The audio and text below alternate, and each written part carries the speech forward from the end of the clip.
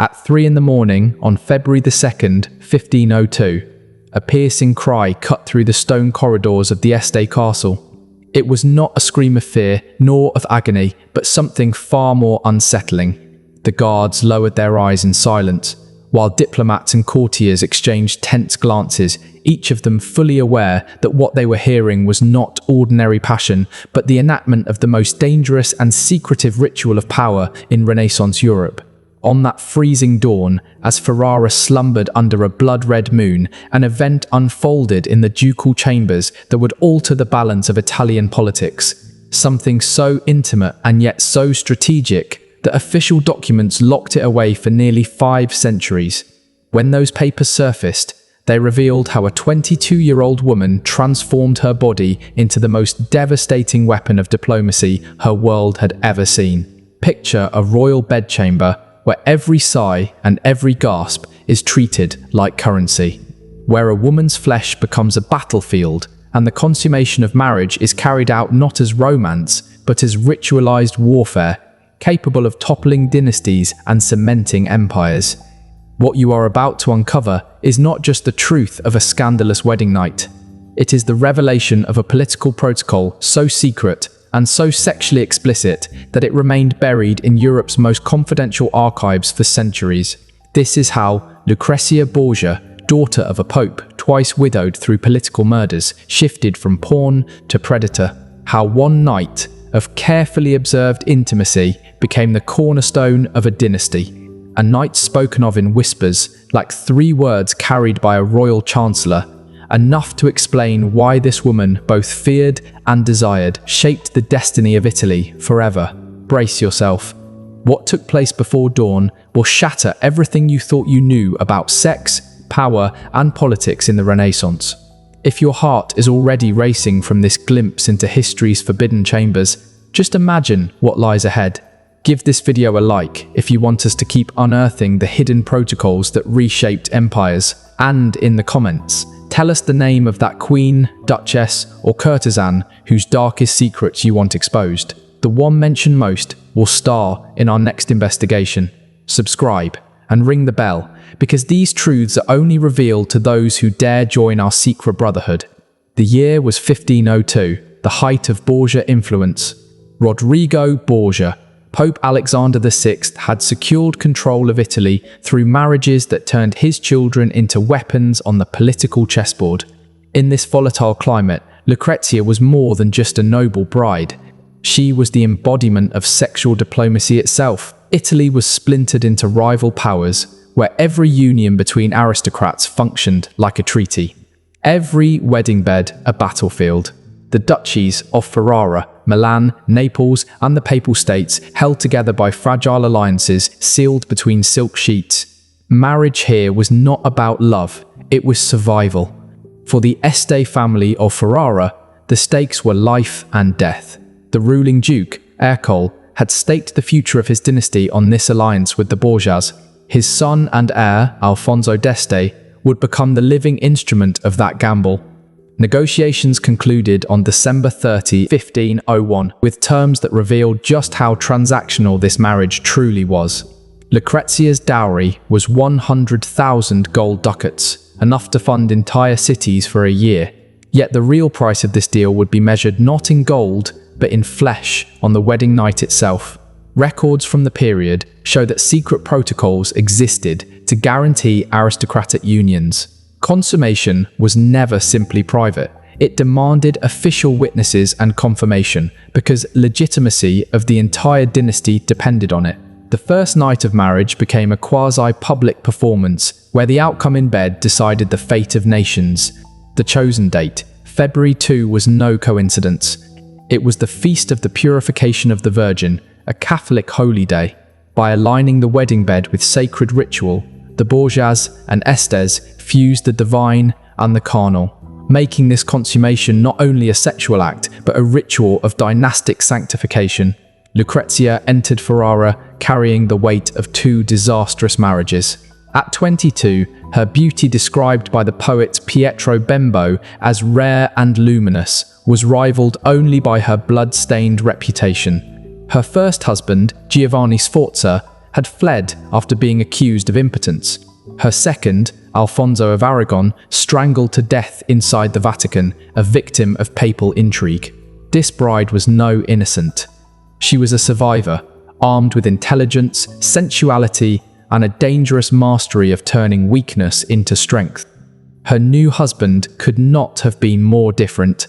Alfonso d'Este, 25 years old, was a soldier, an engineer, and a man who forged his own cannons with bare hands. Unlike the weak courtiers of other Italian courts, Alfonso radiated power without needing to prove it.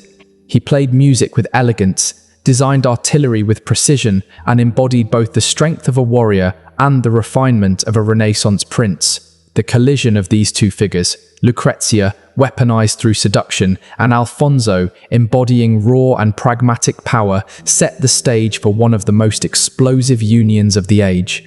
The unexpected meeting at Bentivoglio on January 31 had already changed everything. In that private encounter, Lucrezia and Alfonso discovered a spark of real attraction, something no one had planned for, and something that would complicate the cold calculations of political strategy. What was supposed to be a ritualized performance was now laced with authentic passion, giving the coming night an intensity that neither church nor state could fully control. On February 2nd, Ferrara became a theatre. The triumphal procession that carried Lucrezia into the city was staged like an overture to the true performance that would follow behind locked doors. Citizens cheered as she passed, cloaked in a French gown lined with ermine, a necklace of diamonds and rubies catching the winter light. But as the people applauded, another performance was already being prepared in secret.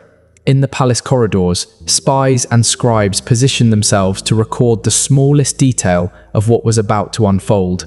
Among them was Isabella d'Este's own chancellor, placed there by the Duchess herself, a rival determined to turn the most intimate of knights into political intelligence. This was no coincidence. It was espionage, a deliberate act to gather proof that could later be weaponized in the cutthroat world of Italian power politics.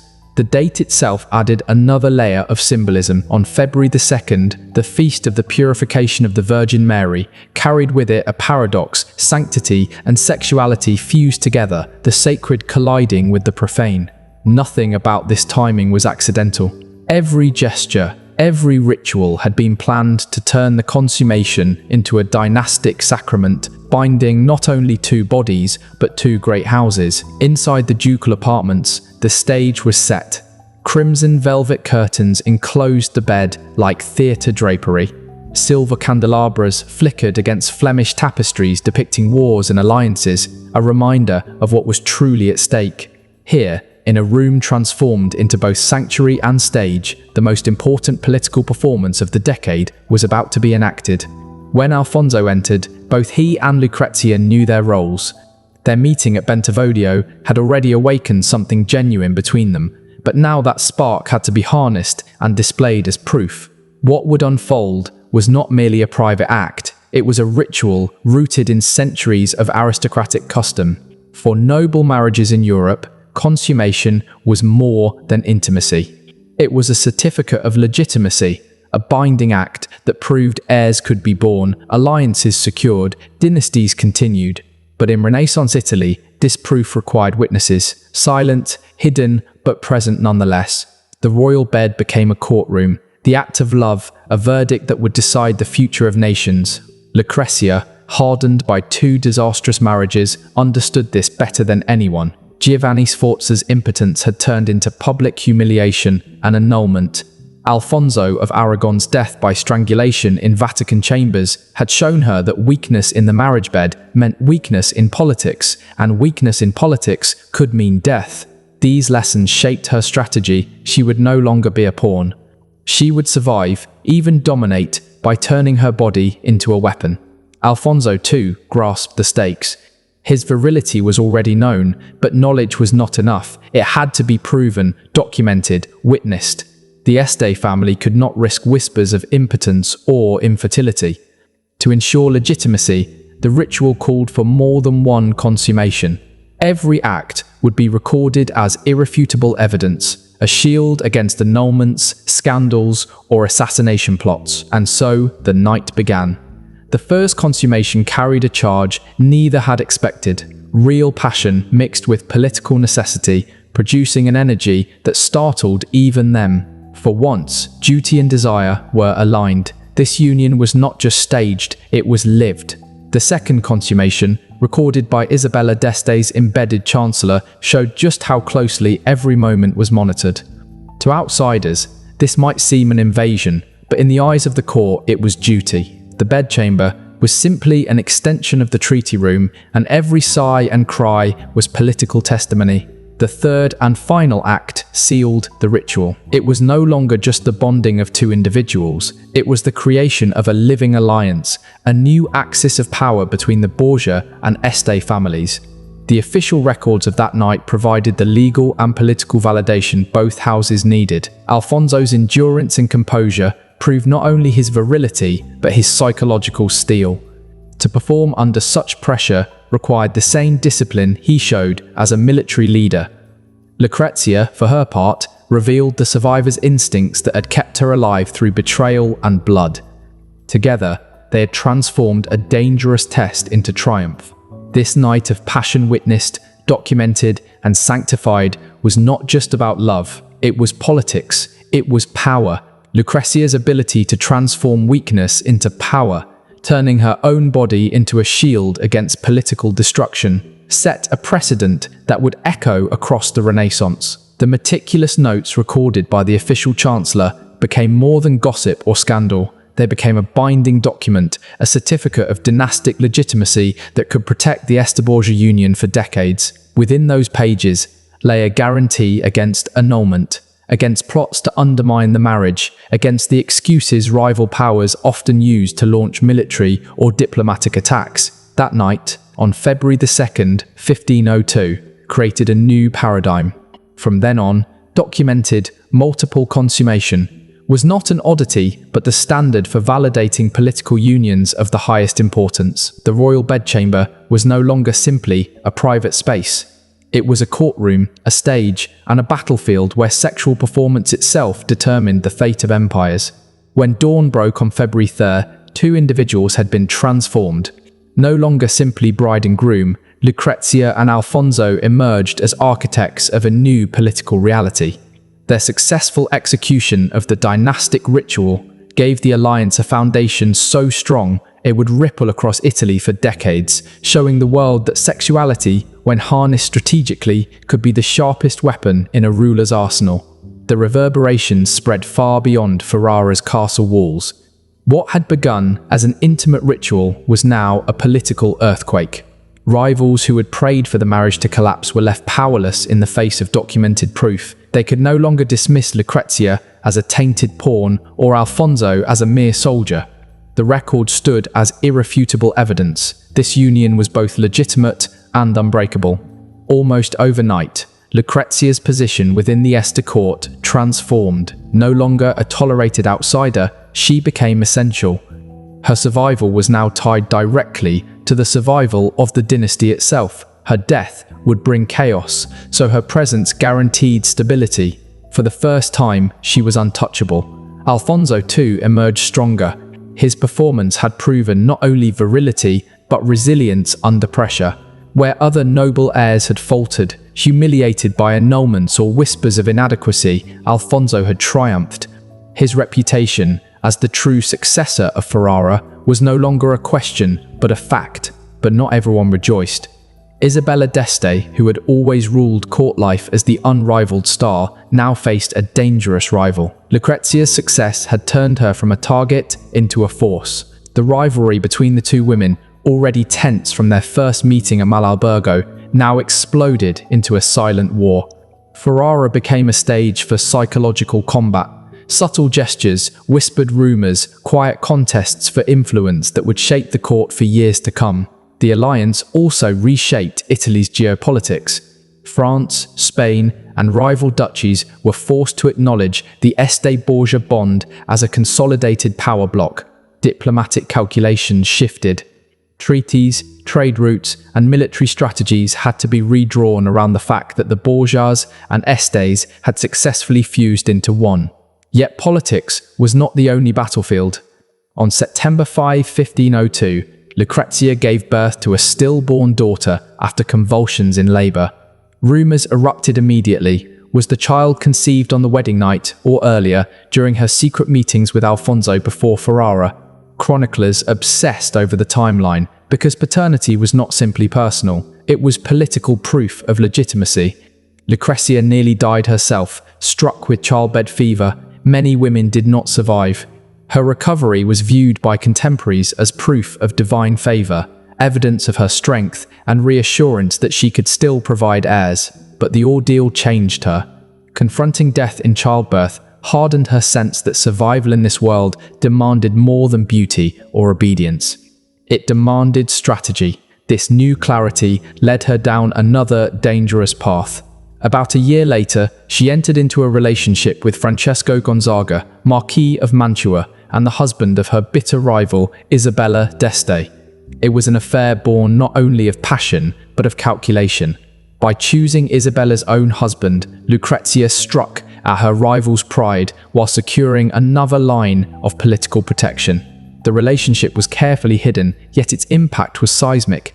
Letters between Lucrezia and Francesco, uncovered centuries later, reveal both authentic emotion and political cunning. She was not merely manipulating him. She found in Francesco a genuine connection, yet one that doubled as insurance against her enemies. Her ability to balance this affair while preserving her marriage to Alfonso showed the mastery she had developed over sexual diplomacy. She was no longer simply a survivor. She was a strategist, weaving webs of intimacy and loyalty that could shield her against any threat. For Isabella, the affair was devastating. To lose influence at court was one thing, but to lose her husband's attention to Lucrezia was an attack both personal and political. The rivalry that followed would haunt Ferrara's court for decades. For Isabella d'Este, the revelation that her husband had fallen into the arms of her fiercest rival was more than humiliation. It was a political catastrophe. Court whispers turned into daggers. The very woman she sought to diminish had struck back with a weapon Isabella herself had mastered: influence through desire. Lucrezia had not only avenged herself, but she had redefined the game, showing that intimacy could be weaponized as effectively as armies. Her affair with Francesco Gonzaga, sustained for years, became a new model of Renaissance sexual diplomacy. These were not fleeting romances, they were tactical extensions of politics. Aristocratic affairs became safety nets, diversifying one's network of protection just as kingdoms diversified their alliances. Other noble houses soon followed, weaving their own webs of lovers and confidants as shields against betrayal and exile. Meanwhile, the legitimate heirs, Lucrezia, bore Alfonso, cemented her position beyond dispute. Each birth was living proof that the legitimation protocol of her wedding night had succeeded. With every child, she was no longer simply tolerated, she was indispensable. The Este dynasty's survival was tied directly to her body, her resilience, and her ability to deliver continuity. Her evolution was extraordinary. Once a pawn trapped in the brutal mechanics of dynastic marriage, Lucrezia had transformed into an architect of her own fate. She turned the vulnerabilities of her gender into tools of power, showing that strategy could coexist with survival. Where others were broken by circumstance, she mastered it. The wedding night of February 2nd and the archives it left behind remain one of the most detailed windows into how Renaissance marriage diplomacy truly worked. Strip away the fairy tale gowns and poetic vows, and what remains is raw calculation. Unions forged not for love, but for power, consummations staged and documented to prevent annulment, sexual protocols designed to anchor alliances in something irrefutable. The template pioneered by the Borgias and the Estes spread. Documentation plus consummation became the formula for unshakable alliances. Even after their deaths, their descendants inherited not just lands, but a methodology. A cold, precise system where the bedroom was as crucial to politics as the battlefield. Lucrezia's transformation from pawn to power broker stands as one of the most striking examples in European history of a woman seizing agency in a world designed to crush her. She proved that intelligence, courage, and strategic intimacy could bend the rules of a system thought immovable. And yet, her story is only one shard of a hidden mosaic. The archives of Europe hold countless similar secrets,